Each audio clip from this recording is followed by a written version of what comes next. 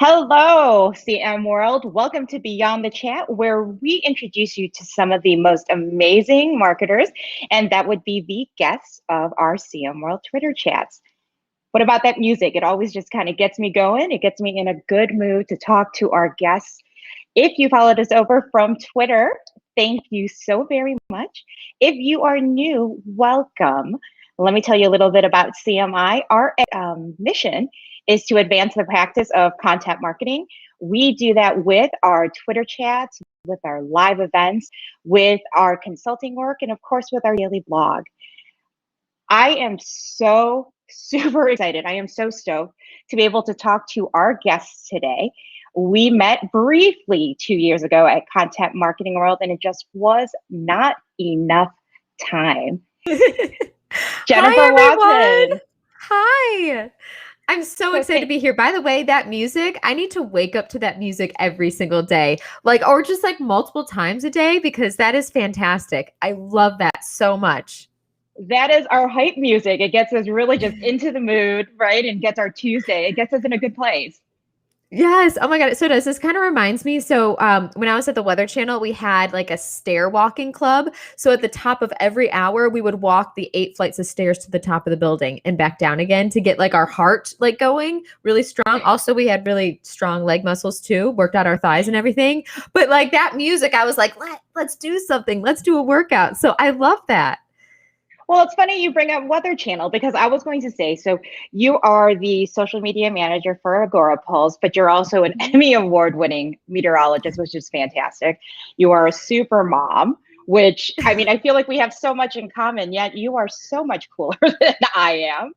And that's not even true. That's not even true. But what I love is last weekend I was channel surfing. And something caught my eye. So I back channeled a few, and that something was actually a someone, and it was you. So I know with the Weather Channel, you do a show called Weather Gone Viral. So I have to know, what brought on this love, this passion for weather? Oh my gosh. And I think so my two loves are social media and weather. And I think it stems from the fact that I just could not see myself sitting in an office at a desk doing the same thing every day. And with social media, we all know that it's always changing, right? It's different every single day. And same with the weather. And so I originally went to school. I know this sounds so funny, to be a nutritionist. And then I realized, well, I love my double stuffed Oreo cookies. I'm not the best example of that.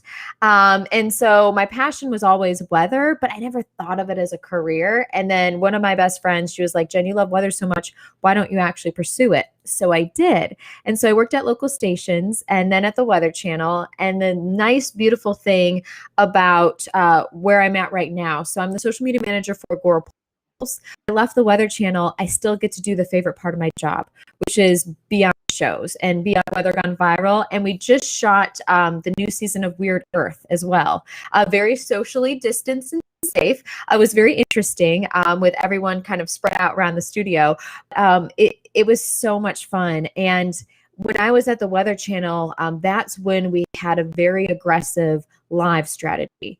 And so we partnered with Meerkat and Periscope back in the day. God bless Meerkat. And we were the first ones company to partner with them where you could bring someone else on screen and we had someone covering the weather. It was for a snowstorm. And then Facebook Live became available to brands. And I remember it was the end of January of 2016.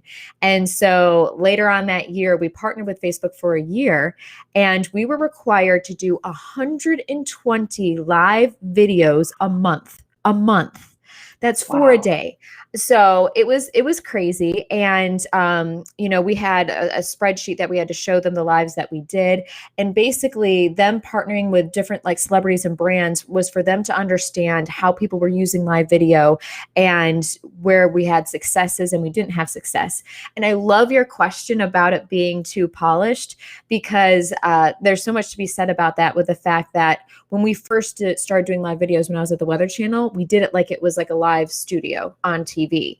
And then we realized really quickly we weren't getting the engagement, but we were getting the engagement. We would hand it to like Jim Cantori or Stephanie, but in a commercial break running from studio to studio. So I've been in live video. My passion is live video just because it allows you to direct or communicate directly to your consumers and to your fans. It's that direct communication that makes it so priceless. So that's kind of a whole brief history of me and everything going on. So with weather, because I'm so fascinated by this. So what has been like the most interesting like weather phenomena that you've had to cover? It was hurricanes, trying to cover hurricanes and make sure we had enough bandwidth to do so. So, and something we learned quickly, we would walk around sometimes and show the studio kind of behind the scenes at the Weather Channel. We learned there was one part of our office building that did not have good internet. We learned that very quickly that we had a couple lives drop, and we were like, and so now we need to make sure we walk and look at the bars. I learned as long as there's 3 bars, we can stay live, but we walked everywhere just to make sure. But it was hurricanes. And then there was the hurricane tour that we went live from an airport kind of runway, sort of. So you have the loud engine sounds of the airplanes. And the interesting thing is we would always test out our audio because I didn't realize how important audio and lighting was until we started doing live video. We had a unidirectional Rode mic and a separate lav mic to test out. And I would record just a video on the phone without going live to see what audio sounded better with those loud airplane engines. And it was on the iPhone. It was the audio on the iPhone that sounded best, which is so crazy to me. And so you had such a great question, asking, what do you need to go live the equipment? Literally prop your phone up on a book or hold it yourself and go live. And that's really all you need to go live. But I have so many lights right now. I've got a Yeti microphone, a Logitech camera. I also have a Canon as well. I have all sorts of different tripods. So you can get it as fancy as you want, but don't wait to get fancy to go live. Just press that button and just do it. So when you talked about, right, you started with the phone, now you have all of this equipment. So we kind of see that evolution, but how about when earlier in your career, did you have anxiety being on camera? What has that been like going from like point A to point B where you are now? Oh my gosh, I love that. So I did have anxiety, and I think we're kind of told or taught that before you go on stage, before you do anything in front of people, you're supposed to be nervous. I think that's like something that's learned. You hear that all over. Oh my God, I'm nervous. But maybe that's not necessarily nerves. It's excitement, because also before I go on stage, I get excited. And so you want to try and change your mindset and for it that you're not nervous, you're excited. And for me, there's a difference between going live in front of millions, in front of the camera, and like just a camera, like you're in a studio, there's no one else there, but there's a camera that projects it to millions, and then going live on stage in front of a couple hundred. I get more nervous on stage than I do on camera. So, I mean, and there's a difference. And for me, what I did in the beginning is honestly, I would just kind of go through my weather forecast and just talk that through, because we're storytelling, right? Even weather forecasters are telling a story of what the weather is going to be like for the next couple of days and week. And so I did a lot of practicing, and we did have some professional training. But one thing that came from that was they're like, we miss like Jen. Where's the Jen energy? They're like, Jen, be more calm, talk lower. And everyone's like, no, the whole point of the reason we watch you is because you get excited. So I kind of threw that out of the way, but it's just getting used to it. And it's just practice and rehearsing and just doing it. Now going live is second nature to me. I don't get nervous. I just do it. And it's fun and it's exciting. When you focus on the content and what you're trying to get across and not yourself, that's when I think you really get that confidence. And knowing that when people are watching you, they don't want you to fail. They don't want you to stumble on stage. It's uncomfortable for them too. Just be your true, awesome self. And I think people feel like, what's the syndrome? I forget where they don't think they're good enough. Yes, imposter syndrome. Yes. I think people feel that, but even if you're not, let's say, an expert in something, you know more than somebody else and a lot of other people, and you can teach people things. You don't have to be an expert to go live and share your knowledge. And so don't think that you don't match up to someone else that has been doing live videos for 5 to 10 years. You got to just get negative thoughts out of your head and focus on that it's going to be great. Something that I actually do every single day is I visualize before I even get out of bed how I want my day to go, to how I want this meeting to go. Am I going to get this partnership or that? And how it feels after getting all of those wins, and then how I feel at the end of the day after I get everything I want to get done. And if I have a live show, I'm like, we're going to get lots of engagement. People are going to join us and have fun. And so I visualize that positivity, and then I just go do it. And it's just, I don't look back. You can't look back. If you focus on the fear or anything else, it's just, you're never going to go anywhere. And just get out of your comfort zone. Amazing moments happen when you get out of your comfort zone. So our PR director right now is Amanda Sebler, and she and I always talk about how we waited so long to do this because we actually worked at a TV station together, and she was our producer. And she and I are used to being behind scenes. So it's so funny that you say that you just need to do it, right? You just need to get in front of it. No one wants to, like you said, no one wants to see you fail. However, like they're all cheering for you, right? You always have that cheering section. So it's so wonderful to hear. And something you can do too is maybe have a friend be like, hey, I'm doing this live. Can you just pop into the comments and be like, you're doing a great job or whatever? No one needs to know who they are. You just need to do that. But something that really forced me to get out of any kind of like nerves or anything was the fact that we had a contract with Facebook and we had to do 4 lives a day. So, I mean, we were doing them no matter what. And I'm a perfectionist, a recovering perfectionist. So I'm like, this has to be perfect. That has to be perfect. But I was like, well, my hair is a mess today. I don't have on-camera makeup on, but we're going to go live and that's okay. And so that's, you just kind of have to just throw it out the window and just go live. And one of the tips that I gave on the chat was create a private Facebook group. It can just be for yourself, or you can invite a couple friends and say, hey, I'm going to go live. And it's great to test different things. Like, it's so fun. If you want to do some fun, techniques or like noise things or whatever, something cool effect, you can test that out there too before you actually go live. So, yeah. I love recovering perfectionists. I love everything. I feel like we just sat through a masterclass the last hour and then through this interview. I really do, because it's been filled with so much just goodness. So what's next for you? Like, we're staying with more lives? Are we going to the big screen? Are we doing a book, a podcast? What do you see in the next, 5-10 years? Oh, so I love that. So I definitely, personally, I'll be writing a book. I do want to write a kid's book about weather. So I'm going to do that for my daughter. But I do want to start a podcast about confidence and just getting out of your own way, because most of the time it's you and your thoughts in your head. You are what you think. And that is so true. We are doing a lot of live shows. We've done some testing actually at Agorapulse, and live shows are just so powerful for just boosting your content, increasing your audience.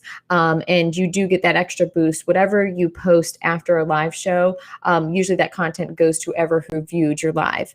A secret sneaky tip, which I've learned, and I know this is totally different from the question you asked, is what I've done on some of our live shows is if I want to boost a live to get a larger audience, you can't boost a live on desktop during the live, but you can on your phone.